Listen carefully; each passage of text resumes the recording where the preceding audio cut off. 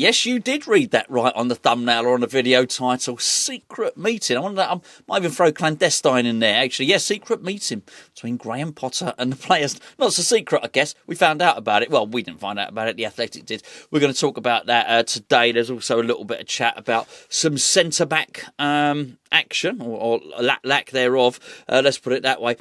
Before I get started, I've got to tell somebody, because I've been suffering a little bit today. I've never been on a diet before, right? And anyone that's ever been on a diet, you got my full sympathy. My full sympathy. I had some blood tests. I had a load of stuff done at the doctor's, and a load of stuff came back. And one of them was very high cholesterol. I don't know why I'm laughing. Very high cholesterol. And I've got to wait like 3 weeks for an appointment with the doctors. But I can see, I don't know if you've got this NHS app, but it's saying on this, I've got to go on these statins, right? And I can see. But I've not spoken to the doctor, so I'm thinking I don't want to do this stuff. Maybe if I get it lower before we go to have a meeting in 3 bloody weeks' time, by the way, all right? Maybe me clogged arteries and everything, right? Maybe if I get it down, they won't let me go on them. So anyway, I've been on the diet, and we went out today, and I went out with a few friends, and there was a pub lunch, and people were having burgers and fish and chips, onion rings. Oh, what I'd do for an onion ring, honestly, right now. I had a risotto with kale and pine nuts. I'm not a squirrel. Anyway, all I was doing was just craving it, and when I was on my way back, I was going past all these places. We got there's a chocolate cake in the kitchen at the moment, like ready for Easter for the kids. I don't know how people do it. I've just come down. I tell you what, I've had 3 tomatoes before coming down to do this video. 3 bloody tomatoes, honestly. This is tough, man. So yeah, anyone that's on a diet, you have my full respect. Let me put it that way. Right, Graham Potter. Funny enough, it's either feast or famine for him, actually. I don't know if anyone's actually told him yet. It's quite weird, the noises coming out of the club and the noises coming out of Graham Potter. That doesn't sound right, does it? If I ate any more of those pine nuts, there'd be funny noises coming out of me, and smells, actually. So, Graham Potter, in his press conference yesterday, described West Ham as ambitious. He spoke about the board, really good backing from the board. The board are ambitious, this ambitious club. I don't know if you heard this, maybe it was last week, maybe earlier this week. He said West Ham were probably the biggest club never to have qualified for the Champions League. I don't mind him saying that. It may even be right. I don't know if it's technically right, but you can sort of understand it, can't you? Big club like West Ham, we won the Conference League, we playing a 60,000-seater stadium, and so on and so forth. Maybe we are. I don't know. But the way he speaks about West Ham is very much with grand hopes. Anyway, he's done this big interview with the Athletic, and I think the guy's name's Roshane Thomas. I think he's the West Ham correspondent for the Athletic, so he covers all the West Ham stuff on there. Really good interview. He's spoken about opportunities he had. So I think one of them might have even been Ajax or Leicester. He had opportunities to go and do some other overseas work, and he waited for the right job, and he felt that West Ham was the right job. Certainly, in terms of everything you hear about Carl McCauley, I've heard of 2 separate people. Impressive, that's what they say. And Carl McCauley's been going around doing networking, and because this is McCauley's first ever time being a head of recruitment. He's just been a data analyst. I get, what does that mean? I don't really know. I guess before he was the computer geek guy, crunching the numbers, saying, "Oh, we want to get this guy, we want to get this guy, we want to get this guy," and he passes it on to someone else, and someone else does the rest. I guess he's the guy going out and doing the rest. I think so. Everything I've heard, he's been going out and really trying to sort of learn everything. Crash course, really. Been doing a bit of a crash course and everything. Very impressive. And West Ham have been highly ambitious, and that story that I did the other day, about Samu Omorodion, who of course is the ex-Atletico Madrid striker, Spanish striker, plays for Porto. It wasn't just clickbait. It was pretty damn good authority that West Ham were either had just done or were ready to break West Ham's transfer record, which was £50 million for Lucas Paqueta, to try and get this player. Now, we were way short, about €30 million short. But if you factor all that in, and the fact that we have we put a really big bid together to try and get Jonathan David, irrespective of whether we get him or whether we don't get him. There appears to be ambition there. And Graham Potter's talking about ambition. So you can really understand it. And just almost everything he says. And now the odd thing is, the closest thing I've heard to sort of contradict that from him was yesterday. I did a video yesterday where he said West Ham don't need a major rebuild. But, as I say, you can get caught in semantics. Maybe he thinks that maybe just 6 new players in isn't a major rebuild or whatever. But he certainly thinks West Ham are ambitious. Certainly West Ham are carrying themselves publicly in a manner that, not publicly, sorry, but in a way we're chasing players and the way we're going about our recruitment, or at least the early manoeuvres that we're making, would suggest we are an ambitious club. And now that is in stark contrast to what the club are saying, which is almost every time you have any interaction with them, it is a case of we're skint. FFP, Financial Fair Play, PSR, Profit Sustainability Regulations. There you go. That's what you're getting back off these people. And I just wonder, I don't know if Graham Potter's got the memo on this stuff at all, actually, because there's one. Not only are they not singing from the same hymn sheet, I think they're in different churches singing different hymns, quite frankly, at the moment. So I don't know what's going on. Before we delve a little bit deeper and talk about Adam Webster, can I please point in the direction of today's video sponsor, which of course is Match Bingo. The sign, the logo's up there somewhere. The link is in the description below, and you're going to need that link because that's going to get you some money off. 2 offers, really. First one is deposit a tenner, and you get an extra tenner, so spend £10, get 20 quid. The other thing is, if you buy 4 cards for the upcoming game against Southampton, you get the 5th card free. What's the card? Well, what am I talking about? It's a bingo card, but it ain't got numbers on it. It's got things that happen in a football match. Throw-in, goal kick, shot on target, shot off target, that sort of thing. It's 15 things you need to happen. Well, you don't need 15 things to happen. You get 15 events on each card.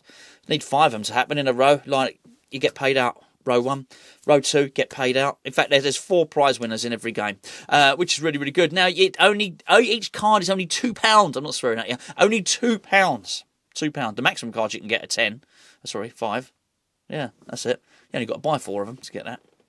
Really, really good. We've had over 200 winners from Hammers Chat alone. Over 200 winners. But you've got to use the link in the description below, and it is 18 years and over. So no boys and girls, only mums and dads to play this. And by the way, you don't have to sit there with a pen ticking it off. It does it for you. When the West Ham game's on, you're hearing for that bing. Oh, hello. Yeah, nice. I've even won on it myself, actually. There you go. When a watch along was going on. So, go and check it out. Links in the description below. Now, before we talk about Adam Webster and why I think that West Ham shouldn't be quite as confident about getting this player as we seemingly are, I just want to go back to what I said about Roshane Thomas and this interview that Graham Potter did in The Athletic. Because not only was he talking about ambition for the club, they also alluded to the fact that there'd been a secret meeting. And this was... It's weird because I think The Athletic were almost reporting it as if this secret meeting had to happen today. That's not how I saw it. But apparently, Graham Potter got everybody together in a sort of clear the air meeting and basically said, look, air your grievances. Whatever you think is wrong with West Ham, you say it now, tell me now. What's gone badly before? And as I understand it, it wasn't just Lopetegui, it was what's gone wrong in the last 6 months. Maybe the last 6 months of David Moyes' contract. What went wrong then? And then apparently Potter went and spoke to each player individually to say what's wrong, what has been the problem here. Now, I don't know if every manager does this, but I like it. I have to say, what I heard, I liked. I thought it was really good. I thought... I don't know how much it's acted upon, and I am aware... I still believe what I said. Look, everything I hear about Potter, they are stories. He speaks well. I think his man management is impressive. We spoke the other day about Ollie Scholes and how we thought that he handled that situation really well, following the fact that he wasn't doing particularly well against Mo Salah. We still need to see stuff on the pitch. This is still just another story. And I think he's going to have an opportunity to rectify that tomorrow against Southampton, of course. But I liked it. I liked the fact that he was digging deep. He was finding out what the problem was. What I would really like, and I hope this is the case, and maybe I just read the article wrong, is if he does the same at the end of this season. That maybe he can say, right, Okay. So why do you think things didn't get better once I took over or whatever? Now, hopefully that's not the case. Hopefully from Southampton onwards, we can actually... Look, we're not going to qualify for Europe or anything like that. But even if he could just drag us back to 13th and he could say, right, do you know what? Job done. Now we look forward to next season. I think it'd be a good thing. But I don't mind. I quite appreciate all this honesty stuff, getting things out in the open, and secret meetings that find their way into the public domain are always very, very good, of course. Just on that Adam Webster, I just wanted to speak about this because it's starting to gain a bit of traction. Adam Webster, in case you don't know who he is, I'm sure most of you do. He is the Brighton Hove Albion centre-back. He is 30 years of age. He's just about to enter the last year of his contract. Worked under Graham Potter before, and apparently the two people, Potter and the player, are keen to be reunited at West Ham. If this sounds familiar, it does. It is familiar because this is the same story that you heard with Evan Ferguson, of course. The trouble is on this one, I think, because Webster's not been used that much this season at Brighton, so he's played 11 games for Brighton. I'm not sure how many of those but he's played 11 games, which is about a third of their games. He's not overly used. He's not a guaranteed first team pick.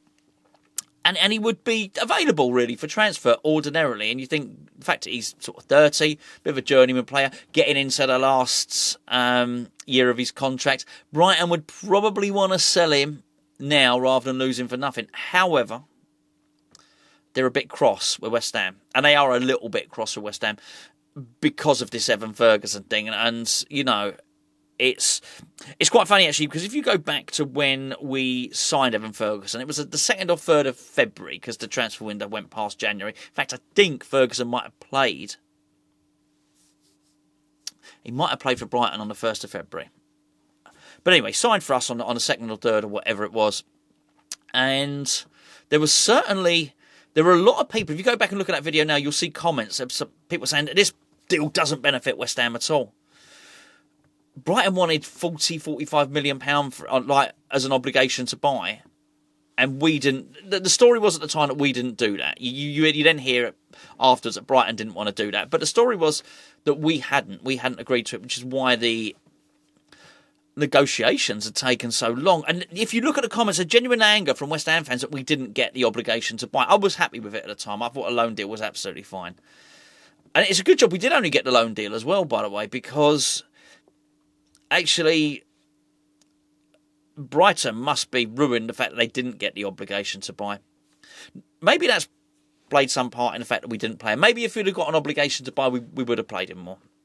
But Brighton are unhappy with it because apparently Brighton didn't particularly want him to go anywhere. Brighton were happy enough to keep him.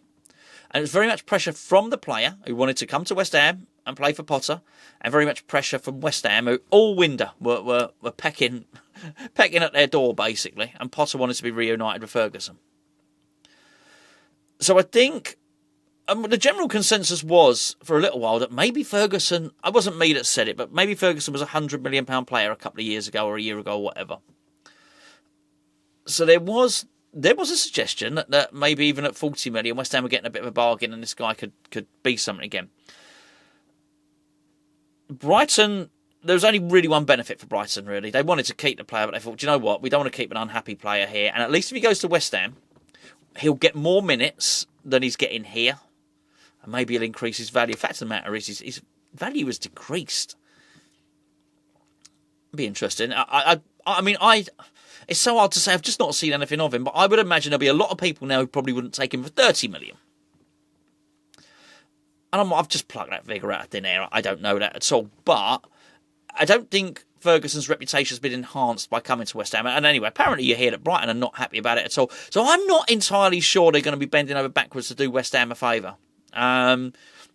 You would imagine even if it wasn't done in writing, there was some form of pledge from West Ham to say that, we'll give this guy games. We'll give Ferguson games. He's better off with us. He's better off with Potter. He's better off with us.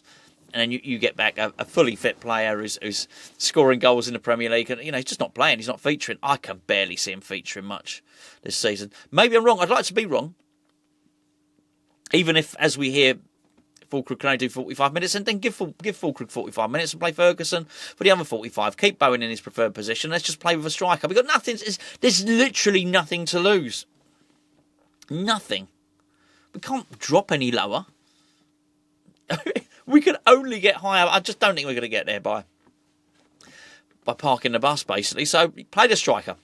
Play Ferguson. Give him a go. Not that I would like to sign him full time, but yeah, you may well find that if West Ham do that, we might have a better chance of signing Webster. It could be good, bad, or indifferent as far as I'm concerned. But if Graham Potter wants him, then you've got to.